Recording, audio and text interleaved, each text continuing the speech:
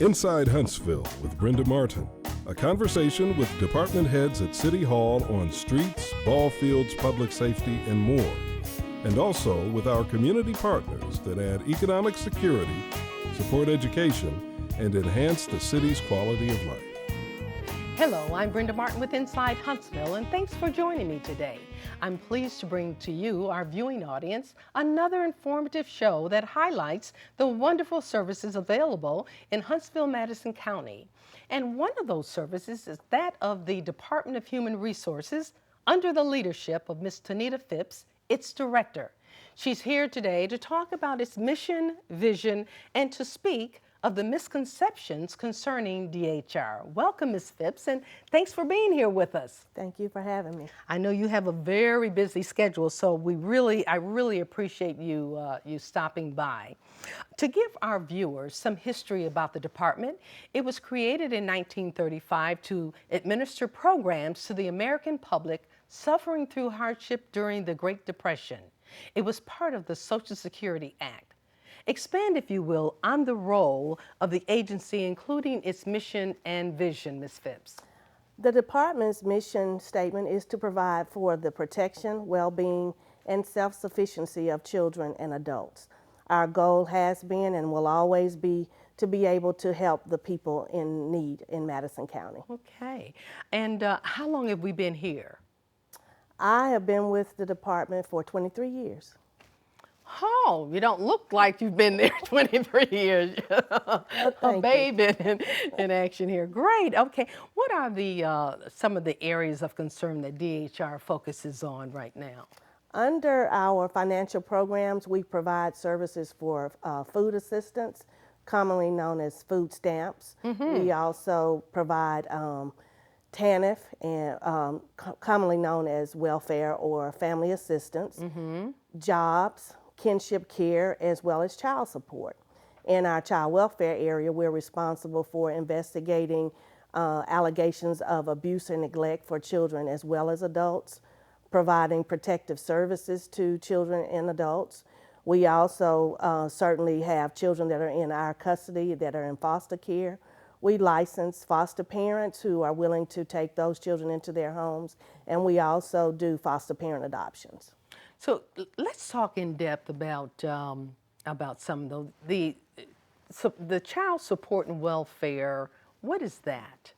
Well, under child support, we are responsible for collecting child support for the custodial parent from the non-custodial parent. So if we have a situation where the non-custodial parent is working, we're able to pursue child support for the custodial parent and the children. Mm-hmm. Oftentimes we have non-custodial parents who do not work, or they are working with someone under the table per se. So we have a harder time actually collecting money for those individuals because we don't have the ability to do an income withholding order. But if the person is employed, we can have the courts to do an income withholding order and obtain that support for the custodial parent and the children. Now, another area that is of great concern is the temporary aid to needy families. Yes, that's our TANF program, and those benefits that the clients receive under TANF actually go to non-related parents or caretakers, or to parents who may be disabled, and those benefits would be provided to the children in the home. Mm-hmm. What's the impact on families with that, in that area? Well, without that assistance, we would probably see more children coming to our foster care program. But with the TANF program, we are able to provide a monthly assistance to the families. One of the requirements, though, is if they are receiving family assistance, they are required to do child support referral, so that mm-hmm. if there is a father or sometimes a mother that is able to pay child support, then we can recoup those funds and assist the family as well. I know you talked a little bit about the child support earlier, but how difficult is it to collect the monies and in that area? As I said, if the parent is working or the non-custodial parent, we can get an income withholding order to recoup the money, and it automatically comes out, and the parents actually have a charge card. They don't receive a paper check anymore. It's the money is put on a charge card. But if it is a situation where someone is not working, or we do have those individuals that work on the side and are paid cash. So, it's difficult to actually determine what their income is. And if an income withholding order is done, we look at both of the parents' income, how many children are in the household, and we also look at the medical insurance premiums if they're being paid, and the determination is made at that time as to what the amount will be in terms of the child support. Well, now, does the amount change from child to child, or is there a flat? No, it rate? doesn't. It's based upon the information in terms of both parents' income before taxes. Child care cost is also considered in that, and if there are medical premiums that are being paid for the child. So it doesn't change based upon the from child to child. It's one set fee. Okay. DHR also has a job program, a jobs program, I think it's called. Job readiness. Tell us more about that. The jobs program is a basic training program where those clients participating in the family assistance program, they can participate in the jobs program as well. And it's helping them to learn on the job training. We have a jobs readiness class at DHR, and the person that teaches the class assists the clients with how to prepare for their GED. They also assist them with completing applications, doing interviews, what they need to know to be able to go out and successfully interview for a position and hopefully to become gainfully employed. Now, these families, are they, do you reach out to them to bring them in, or do they themselves, come to the program and wanting to find out more information? Well, if they're receiving TANF funds, It's then we would mandatory? automatically do a referral if they're not employed. And some of them are employed, but it assists them with obtaining better jobs. And we do have some agencies in the community that assist our clients in providing training for them.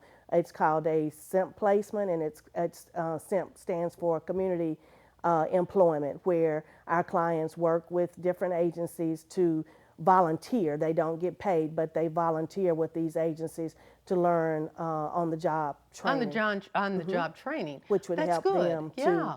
to hopefully become gainfully employed. Because I guess some families have just not been able to work. Right. Some are not successful. And so they don't know how to act on the job, so to speak. Yes, and one other thing, as I said, it helps them to prepare for GED classes. Okay. If they need their GED, then the person that does the training, the jobs readiness training, helps them. We have computers in the classroom where they can study for their GED, complete applications, do job searches. So it's a very important component in our agency. In your agency. So let's talk about numbers. What would you guess the numbers would be in terms of how many people take advantage of this? Well, we service? currently have 182 clients participating in jobs. Oh, wow. And 50% of those clients are either employed or they're participating in the jobs readiness program. So, Great success then. it is. Yeah. It is very successful. Okay. And whenever they're able to find jobs, that's a success for them. They're able to earn their own money, so they're not having to depend on the department for those benefits. And this is good to know, because I think there's a misconception out there, if you will, that people that are people that are on welfare want to be on that. And many of them don't. That is a very big misconception, Brenda. Considering the size of our population in Huntsville as well as in Madison County, We have about 410 people who are actually receiving family assistance or welfare, as it's commonly How called. many? 410. That's not many. No, That's it's not. not many It's people not. at all, considering our population here is in Huntsville is 182,000. I think countywide is 300 some odd thousand. Yes. 410. 10. 410. That's not many at all. It's not. It's not. And that is one of the biggest misconceptions, is that so many people are on welfare and receiving benefits when the numbers are very small compared to our population. Another area I'd like to, and many times, let me say that, you know, and of course I'm speaking to the choir here, but many times when people go on welfare, it's just for a certain amount of time until they can do better. Right. And that was indeed the purpose of this program back in when it was initially started, if I recall. You know, on a personal note, having lived in foster care once in my life, back in New York, my dad died and my mom had 2 children, and she had to go back to school, et cetera, et cetera. But so therefore we were in foster care until she could take care of us after she got her degree and so on and so forth. And so we were in foster care only for a certain period of time until she was able to get us back. And I guess that's why it's so important to me. It's kind of like a foster care is near and dear to my heart because I've been there, done that kind of thing. And you know, people don't realize how many foster children are available. Right. And I would hope that we could help in that area. You want to speak to that? How many foster children do we have available in our area? We currently have 282 children in foster care. Some of those children are in residential treatment facilities due to their behaviors. They're in a more secure placement, and we do have some that are in moderate placements and group homes, but a lot of those children are in foster homes here locally, or if it's a therapeutic foster home, it may be in a surrounding county. When you talk about therapeutic foster home, what's the difference? A regular foster home is, we utilize those foster homes when the children don't have a lot of behavior problems, but for the therapeutic foster homes, we require the foster parents to spend more time, you know, with the child because of their behavior problems. So they're actually receiving more training, and the therapeutic providers have their additional social worker that works on behalf of the therapeutic foster parent to meet the needs due to the difficulty of the behaviors that the children have. In this, in the foster care area, some years ago, I did volunteer in some of the, in this division in various areas, and it was, you know, I was so excited to see a lot of the changes, a lot of the changes that's going on in foster care. And one of the things that I was really excited about was the training that is given to foster parents. You just can't call up and say, I'd like to have some foster children stay with me. And you know, back in the day, there was, I know myself, we lived on what was called at the time in New York, it was a farm. It was a working farm. It was a working farm for children. And now there were 5 of us that were permanent because of our situation. But we had foster children that would come in and out during the evening, during the night, during the day. And so there could be anywhere from, let's say, 8 to 12 of us, okay? Because we were on a pretty large, in a pretty large facility. However, And it was great, and I'm so grateful that I had that experience, because a lot what I learned on that farm helped me to be who I am today, okay? However, I'm so pleased to see that there is in-depth training for foster parents all across the country. Want to speak to that a little bit? Yes, anyone who is interested in being a foster parent, they are required to complete a 10-week training, which is called Group Preparation and Selection. The classes are held each week at our office. We actually have a group, I think we have about 50 people participating now. And once they complete the group preparation and selection training, which is 10 weeks, we are completing a home study on their home at the same time. And we also, they're required to submit to fingerprinting and have a background check. And they are also required to get training hours throughout the year. Okay. But, you know, that's one of the requirements in order for us to license them to be able to place children in their home. So it's a year-long program, isn't it? Or year-long process as such, or? No, in order to be licensed, the class is 10 weeks. 10 weeks, And okay. after that 10-week period, you know, we license them. I see. And once everything is cleared, then we're able to place children Okay. with them. Once everything is cleared, then they're licensed, okay. Yes. And then how long does it take one to receive a foster child? Well, we jokingly laugh, depending on what is going on with the moon. If we have a full moon, most of the time our workers are having to pick up children when there's a full moon. So the foster parents, through their training, they have the ability to select, you know, complete an application and identify the number of children that they're willing to take, the age of the children that they're willing to take. And when we're looking for placements, we have a list of all the foster parents and, you know, who's licensed and the desired child. And we call upon them. Most of the time it's during the middle of the night when we've had to remove children. Is that right? Some of our hardest children to place are our teenagers. So we do certainly look and make efforts to recruit foster parents who are willing to take our teens.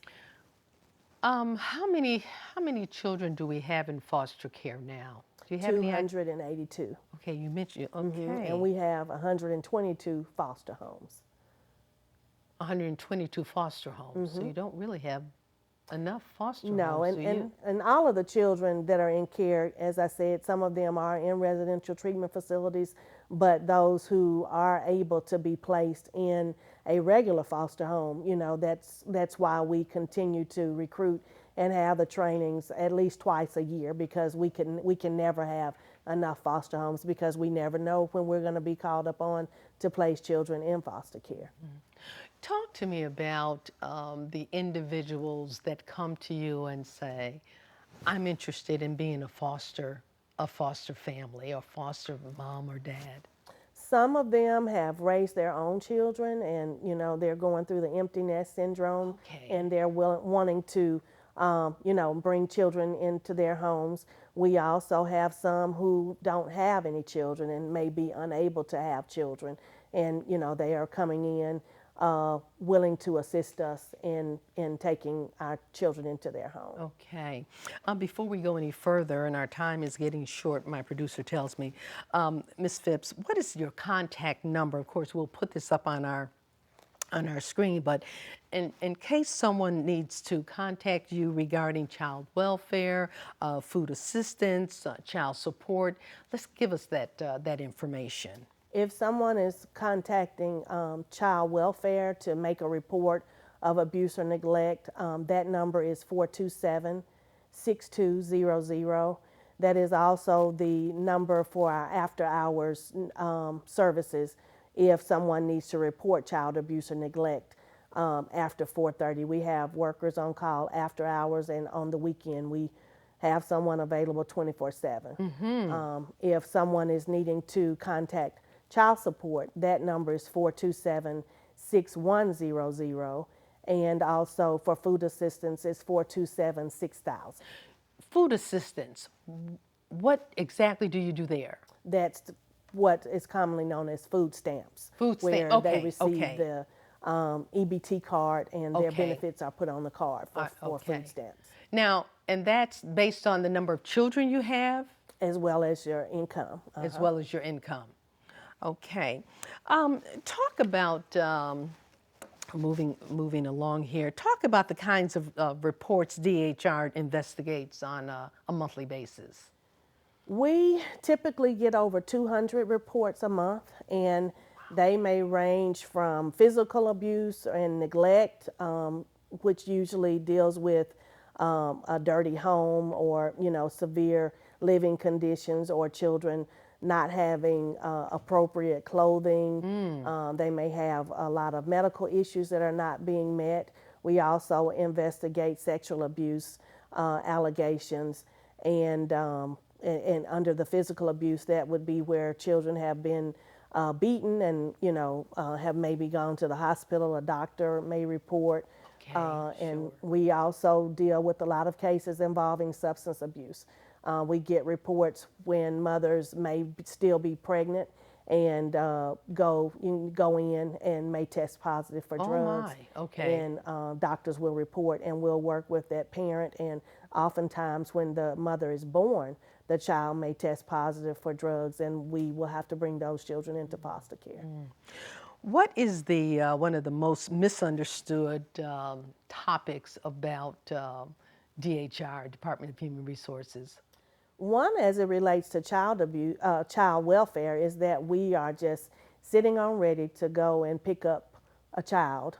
Certainly that is our duty as a child welfare agency, but whenever we remove a child, we are diligently working with the family, with the parents, as well as exploring relative resources if the child can't go home to the parent. But our overall goal is always to reunify whenever possible. Okay, sure.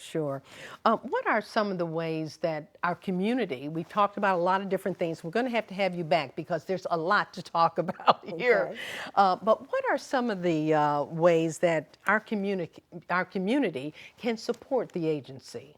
Well, certainly, as we mentioned, there's a great need for us to have additional foster parents. We also need volunteers, Brenda, where they can assist us with transporting our children. We do background checks on our volunteers, and they are able to be reimbursed for the mileage. Oftentimes we have to place children in South Alabama, sometimes out of state, and our workers are, busy working on their cases, making visits, going to court, and we often have to use volunteers, even just to transport children from a foster home to the office for a visit with their parents.